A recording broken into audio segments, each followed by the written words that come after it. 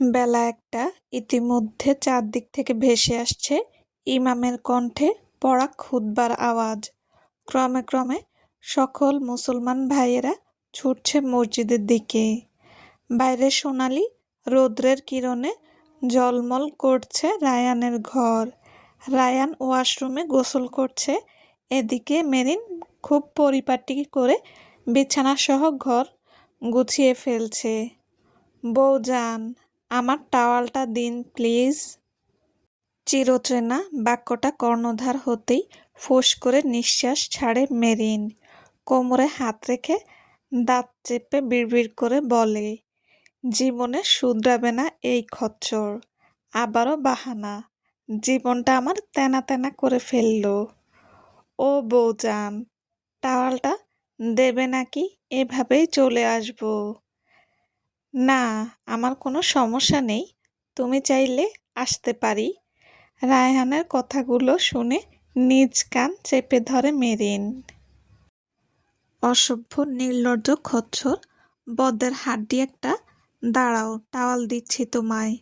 বিড়বিড় করে কথাগুলো বলেই পাশ থেকে একটা লাঠি নিয়ে তার আগায় টাওয়াল রেখে ওয়াশরুমের কাছে যায় মেরিন। ওয়াশরুম এর দরজা সামান্য ফাঁকা করে কিছুটা লাঠির আগা এগিয়ে দেয়। টাওয়াল দেখে রায়হান মুচকি হাসে। ঠোঁটের কোণে বাঁকা হাসি ঝুলিয়ে টাওয়াল ধরে টান দিতেই লাঠিসহ ছিটকে পড়ে ভরা বাথটবের ভেতরে। আকস্মিক ঘটনায় পুরো ভড়কে যায় সে। শুনতে পায় বাইরে থেকে আসা রিনরিনে হাসির শব্দ। রায়হান কোনো মতে উঠে দাঁড়ায়। পাশে পড়ে থাকা লাঠিটায় লাথি মেরে টাওয়াল হাতে নিয়েই দ্রুত বাইরে বেরিয়ে আস্তে আস্তে বলে, পাজি মেয়ে, রায়ান সিদ্দিকীকে ঘোল খাওয়ানো, আজ তো তোমার খবর আছে। কথাটা শেষ করে ঘরে আসতেই দেখে মেরিন দরজার কাছে দাঁড়িয়ে দাঁত বের করে হেসে ভেঙাচ্ছে। বউয়ের বাচ্চা বলেই এগুতে যাবে, এর মধ্যে দরজা জোরে ধাক্কা দিয়ে নিচের দিকে দৌড়ে পালিয়ে যায় মেরিন। এদিকে রায়হান নাক মুখ কুঁচকে হাতের টাওয়ালটা দেখে ছুঁড়ে ফেলে বলে, ভাগ শালা, নেহাতি বউয়ের সাথে রোমান্স করতে তোকে চেয়েছিলাম, নইলে তোরে দিয়ে আমি কি করব? রায়হান সিদ্দিকীর এসব টাওয়াল লাগে না। আজ বউ আমাকে তোকে দিয়ে ঘোল খাইয়েছে। প্রমিস করছি আর কোনোদিন টাওয়ালই পরব না। দরকার হলে নেকেড হয়ে বউয়ের সামনে ব্রেক ডান্স দেব। কি ব্যাপার আম্মাজান, এভাবে দৌড়ে এলেন যে? সাড়া করেছে নাকি? বেশ হাঁপিয়ে দৌড়ে নিচে নেমে আসে মেরিন। আর তখনই মশকরা করে কথাটা বললেন মধ্যবয়সী রেহানা। মেরিন তার কথাটা শুনে কিছুটা হেসে পানি ঢেলে খেতে খেতে বলে, সার না রেনু খালা, গন্ডার। আমাকে গন্ডারে তাড়া করেছিল, কোনো মতে জান হাতে পালিয়ে এলাম।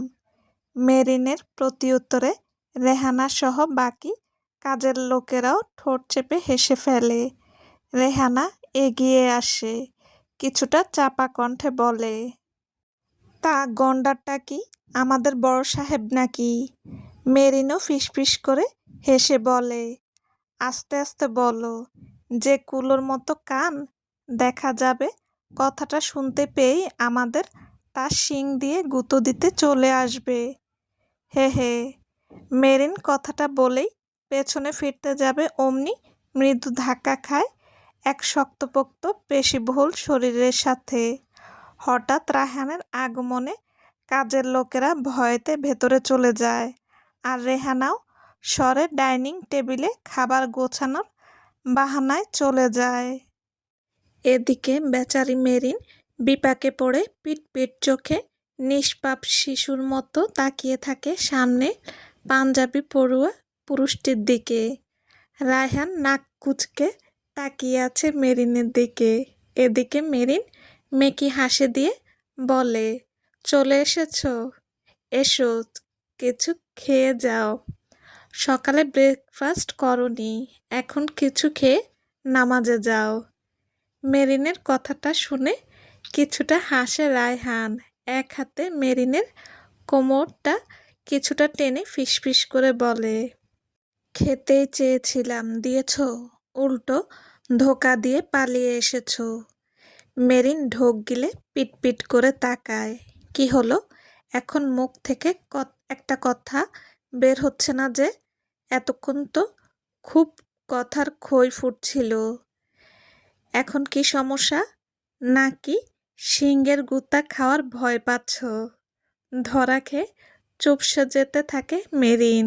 কোনো মতে নিজেকে ছাড়িয়ে পাঞ্জাবির পকেট থেকে টুপি বের করে রায়হানকে পরিয়ে দেয়। দেরি হয়ে যাচ্ছে, খেয়ে নামাজে যান, না হলে জামাত ধরতে পারবে না। রায়হান মাথার টুপিটা আরেকটু ঘুরিয়ে পরে নিয়ে কিছুটা মেরিনের দিকে ঝুঁকে ফিসফিস করে বলে, রায়হান সিদ্দিকীর সাথে ছলনা করেছ মেয়ে, সাজা ভোগ করতে প্রস্তুত হও। কথাটা শেষ করা মাত্রই মেরিনের কপালে আলতো চুমু খেয়ে আবার ফিসফিস করে বলে, খাওয়া শেষ। আর দাঁড়ায় না। লম্বা লম্বা পা ফেলে চৌকাঠ পেরিয়ে চলে যায় সে। এদিকে মেরিন সেদিকে তাকিয়ে মিটিমিটি করে হাসছে। আহ প্রেম, সত্যি বলছি, আমার এই 52 বছর বয়সে এমন প্রেম ভালোবাসা দেখিনি। রেহানার কথাটা শুনে লজ্জা পায় মেরিন, যা বুঝতে পেরে রেহানাও মুচকি হাসে। শীতের বেলা, তাই বুক অবধি কমফোর্টার টেনে শুয়ে ফোন ঘাঁটছে রায়হান। কিন্তু হঠাৎ পা থেকে কমফোর্টারের ভেতর দিয়ে চিরচেনা স্পর্শ এগিয়ে আসার অনুভব করে ফোন রেখে আলতো করে কমফোর্টার উঁচু করতেই দেখা পায় গোলগাল ফুলকো মুখের হাস্যোজ্জ্বল প্রেয়সীকে। কমফোর্টারের ভেতর দিয়ে এসেই রায়হানের বুকের ওপরে হাত ভাঁজ করে উবু হয়ে শুয়ে পড়ে মেরিন।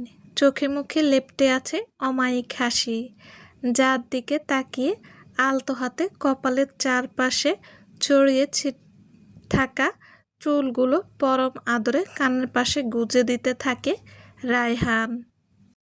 চলো না, আজ কোথাও ঘুরতে যাই। রায়হান এক হাত মেরিনের পিঠে রেখে অন্য হাত নিজের মাথার নিচে দিয়ে কিছুটা উঁচু হয়ে বলে, আজ সূর্য কোন দিকে উঠেছে? ম্যাডাম নিজেই বলছে ঘুরতে যাওয়ার কথা। উদ্দেশ্য কি শুনি? মেরিন এক হাতের উপরে থুতনি ঠেকিয়ে অন্য হাতে রায়হানের উন্মুক্ত বুকে আঁকিবুকি করতে করতে আবদার সুরে বলে, কতদিন একসাথে কোথাও ঘুরতে যাওয়া হয় না, যেহেতু ছুটি আছে তাই চলো না ঘুরে আসি, এতে আমাদের মনটাও ফ্রেশ হবে। বুঝলাম তো, কোথায় যেতে চাচ্ছেন? নিশ্চয়ই জায়গা সিলেক্ট করা হয়ে গেছে। রায়হানের কথাটা শুনে মাথা নাড়ি গদগদ করে হেসে দেয় মেরিন। কিছুটা উঁচু হয়ে দু হাতে রায়হানের গলা পেঁচিয়ে ধরে মিনমিন করে বলে, চলো না ওই বাড়ি যাই। এতক্ষণ মনটা অত্যাধিক ফুরফুরে থাকলেও মেরিনের শেষের কথাটা শুনে মুহূর্তে চোখ মুখ বেজার করে ফেলে রায়হান। রুক্ষ কণ্ঠে বলে ওঠে, কোথাও ঘুরতে যাওয়ার প্রয়োজন নেই, ছুটির দিন বাসায় টাইম স্পেন্ড করব, এটাই এনাফ। মেরিন চোখ মুখ কাঁদো কাঁদো করে আবার বলে, চলো না যাই। দাদাই ফোন দিয়েছিল, খুব করে যেতে বলেছে আমাদের। সেই কত মাস আগে একবার গিয়েছিলাম। চলো না প্লিজ। ওহ, তার মানে এই কারণেই ঘুরতে যাওয়ার ইচ্ছা প্রকাশ করেছ? কথাটা বলেই গম্ভীর মুখাবয়কে মেরিনকে সরিয়ে উঠে যেতেই মেরিন শক্ত করে দু হাতে গলা জড়িয়ে দু পা দিয়ে রায়হানের দুপাশে আটকে ধরে। মেরিনের এমন পেঁচিয়ে ধরার স্টাইল এ দু ঠোঁট চেপে দীর্ঘশ্বাস ছাড়ে রায়হান। এভাবে রাগ করছো কেন? ঠিক আছে, যাব না।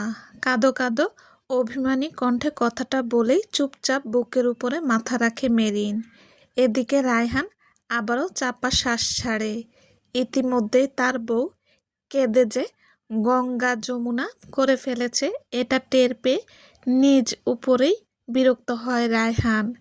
মেরিন নিঃশব্দে কাঁদছে, তার চোখের পানি গড়িয়ে পড়ছে রায়হানের বুকের উপরে। রায়হান ইচ্ছা করেই 2 মিনিট চুপ করে আছে, কিন্তু বইয়ের কান্নার বেগ যে বেড়েই চলেছে এটা বুঝে বিড়বিড় করে বলে, না, এই মেয়ের সিরিয়াল দেখা বন্ধ করতে হবে, না হলে আমার জীবন তেজপাতা বানিয়ে ফেলবে। কান্না কি থামাবে? না, মনে হচ্ছে এই শীতে চোখের পানি নাকের পানিতে আরও একবার গোসল হয়ে যাবে আমার। রায়হানের কথাটা শুনে এক হাতে চোখ মুছে উঠে যেতে চায় মেরিন, কিন্তু তার আগেই আবারও আছড়ে পড়ে শক্তপোক্ত বুকের উপরে। রায়হান এক হাতে শক্ত করে কোমর জড়িয়ে ধরে অন্য হাতে মেরিনের চোখের পানি মুছিয়ে দেয়। সামান্য কান্নায় বরাবরের মতো চোখ, নাক, গাল লাল করে মুখ ফুলিয়েছে সে। রায়হান দুবার মেরিনের ফুলকো গাল টিপে আদুরে গলায় বলে, এই শেষবার যাব। এরপর আর কোনো দিন এই নিষিদ্ধ আবদার যেন না শুনি। রায়হানের যাব কথাটা শুনেই মুহূর্তেই দাঁত বের করে খিলখিল করে হেসে ওঠে মেরিন। এক হাতে নিজ চোখ মুখ মুছে আধো আধো গলায় বলে, সত্যি নিয়ে যাবে? আমি এখনই রেডি হয়ে আসছি। কথাটা বলে উঠতে নিতেই আবারও রায়হান শক্ত করে পেঁচিয়ে ধরে। কি হলো? ছাড়ো, আমি রেডি হয়ে আসি। নিয়ে যাব বলেছি, তবে এখনই যাব এটা তো বলিনি। কেন? এই না বললা নিয়ে যাবা? বলেছি, তবে আরও একটা কথা বলেছিলাম। এটা কি শুনেছেন আপনি? কি কথা? এই শেষবার। মেরিন মেকি হাসি দিয়ে সায় দিয়ে বলে, অবশ্যই, আর আবদার করব না। এই তোমার চুল ছুঁয়ে প্রমিস। আমার চুল ছুঁয়ে প্রমিস করছো? সাবধান, না হলে কিন্তু সারা জীবন টাকলা জামাই নিয়ে ঘর সংসার করতে হবে। সমস্যা নাই, আমার কাছে তুমিই সব। চুল না থাকলেও বাকি তুমি থাকলেই হবে। মেহরিনের কথাটা শুনে নাক কুঁচকায় রায়হান। আবারও মেরিনের দুগাল চেপে কিটমিট করে বলে, দিন দিন খুব পাজি হয়ে যাচ্ছ। রায়হান চৌধুরীকে ঘোল খাওয়াচ্ছ মেয়ে। মেরিন মিটমিট করে হাসতে থাকে, যা দেখে মেরিনের নিচের ঠোঁটে কামড় বসায় রায়হান। আহ, আবারও কামড়াকামড়ি করছো? ওয়েলপিং মাসে হয়েছ তুমি? আমি 100% শিওর। রায়হান ঠোঁটে বাঁকা হাসি ঝুলিয়ে হাসকি স্বরে বলে, ঠিক ধরেছ, ওয়েলপিং মাসে হয়েছি। তাই তো শুধু বউকে দেখলেই কামড়াকামড়ি করতে মনে চায়। কথাটা বলেই মেরিনের গলায় আলতো কামড় দিতে থাকে রায়হান। এক হাত মেরিনের সর্বপিঠে বিচরণ করছে, অন্য হাতে মেরিনের কাঁধ চেপে ধরে ওভাবেই কামড় মেশানো চুমু খাচ্ছে। ক্রমে ক্রমে গতিপথ পাল্টে থুতনি বেয়ে ঠোঁটে ঠোঁট ডুবিয়ে দেয়। ওহ, কি করছো? বললা না ঘুরতে নিয়ে যাবা? বলেছি, তবে আগে শাস্তি ভোগ করো যান। সব হিসেব চুকিয়ে তারপর ঘোরাঘুরি। রায়হানের পরনে শুধু একটা ট্রাউজার, উন্মুক্ত শরীরের উপরে উবু হয়ে আছে মেরিন। অবাধ্য স্পর্শের বিচরণে বারবার কেঁপে উঠছে মেরিন। পরনে তার সুতির গোল ফ্রক, যা টেনে ইতিমধ্যে অর্ধেক খুলে ফেলেছে রায়হান। মেরিনের আধখোলা চুলগুলো এক টানে খুলে এলোমেলো করে দিয়েছে সে। দু হাতে জড়িয়ে কাত হয়ে মেরিনকে বিছানায় শুইয়ে দিয়ে সেও উবু হয়ে সমস্ত ভার ছেড়ে দেয় মেরিনের উপরে। বাড়িয়ে দেয় অবাধ্য স্পর্শের মাত্রা। এক টানেই মেরিনের গায়ে থাকা ফ্রকটি খুলে ছুঁড়ে ফেলে দেয়। আবারও ডুবিয়ে দেয় তার দু ঠোঁট মেরিনের গলার ভাঁজে। পাল্লায় পাল্লায় তীব্র অনুভূতির আবেশে জড়িয়ে যায় মেরিন। দিক ভুলে নিজেও ডুব দেয় জানা অজানা উত্তেজনার শিহরণে। সমানে তাল মেলাতে থাকে, নিজেকে বিলিয়ে দিতে থাকে স্বামী নামক প্রেমিক পুরুষের মাঝে। সোনালি আলোর চাদরে ছেয়ে যাওয়া রুমটি এখন আবারও নতুন করে সাক্ষী হচ্ছে দুই নরনারীর চাওয়া পাওয়ার হিসেবে। চলবে। আসসালামু আলাইকুম। গল্পটি যদি ভালো লেগে থাকে প্লিজ লাইক কমেন্ট করে জানান। আল্লাহ হাফেজ।